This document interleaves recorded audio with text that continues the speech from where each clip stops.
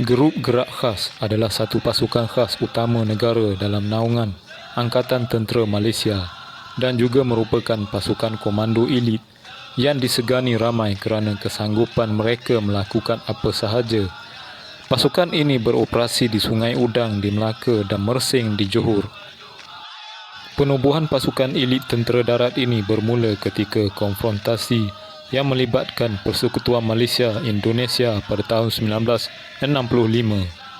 Sebagai jalan penyelesaian kepada masalah yang timbul dari konfrontasi tersebut, Menteri Pertahanan Malaysia pada ketika itu Tun Abdul Razak bin Haji Datuk Hussein telah memberi arahan untuk mengadakan unit ujian. Menteri Pertahanan telah mengarahkan sukarelawan dan sejumlah sukarelawan dari tentera darat dan laut untuk mengambil bahagian pada 25 Februari 1965. Satu latihan asas komando diperkenal dan dikendalikan oleh Regimen ke-40 Komando Marine Diraja British, 40th British Royal Marine Commando di Kem Majidi, Johor Bahru, Johor. Daripada 300 sukarelawan yang mengambil bahagian, hanya 15 orang sahaja yang terpilih untuk menjalani latihan asas komando selama 6 minggu. Pada akhir latihan, hanya 4 pegawai dan 9 anggota dari lain-lain pangkat berjaya dalam latihan ini dan juga merupakan terap nukleus yang pertama. Kejayaan ini membuktikan bahawa rakyat Malaysia juga berkebolehan untuk mengambil apa jua peranan dan tugas yang diberikan.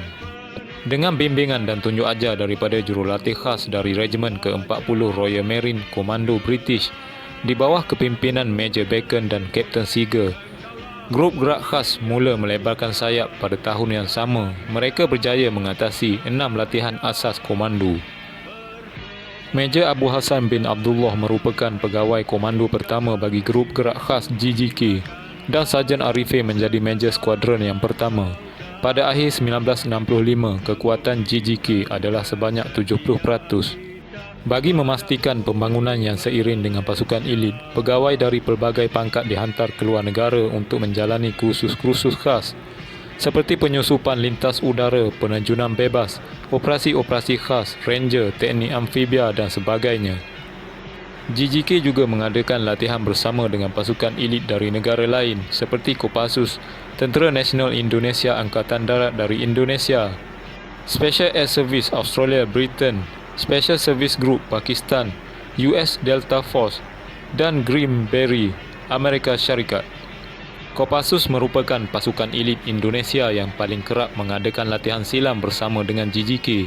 Ini kerana bagi menjaga nama baik kedua-dua negara serumpun selepas konfrontasi tersebut. Pasukan ini mengadakan hubungan persahabatan dengan unit elit ini. GGK telah mengadakan operasi di Timur Malaysia dan semasa insiden 13 Mei 1969.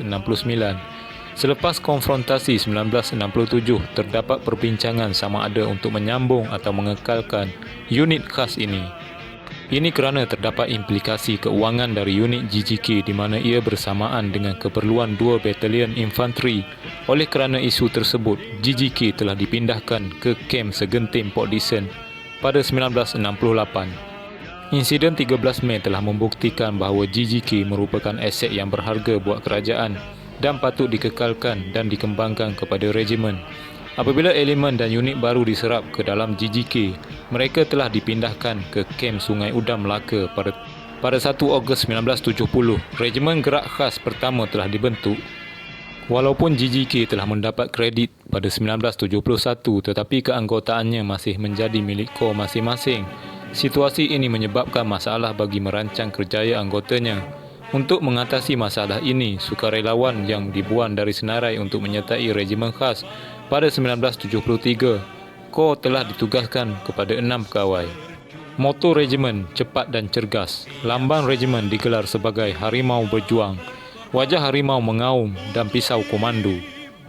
Warna hijau melambangkan status regimen komando dan melambangkan warna hijau juga sebagai warna suci agama Islam.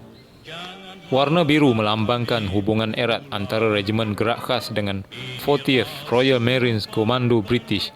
Harimau melambangkan keberanian dan ketangkasan. Pisau komando merupakan petanda status. Anggota regimen hanya anggota komando sahaja yang layak menyandang pisau komando. Beri hijau. Anggota Regimen Gerak Khas menggunakan beri hijau merupakan simbol am di antara komuniti pasukan komando di seluruh dunia. Lambang harimau berjuang diletakkan pada beri hijau. Layat biru. Anggota Regimen Gerak Khas juga menggunakan layat berwarna biru sebagai tanda penghargaan kepada 40th Royal Marines Komando British. Anggota dari 40th Royal Marine dan Gerak Khas menggunakan layat biru tradisional.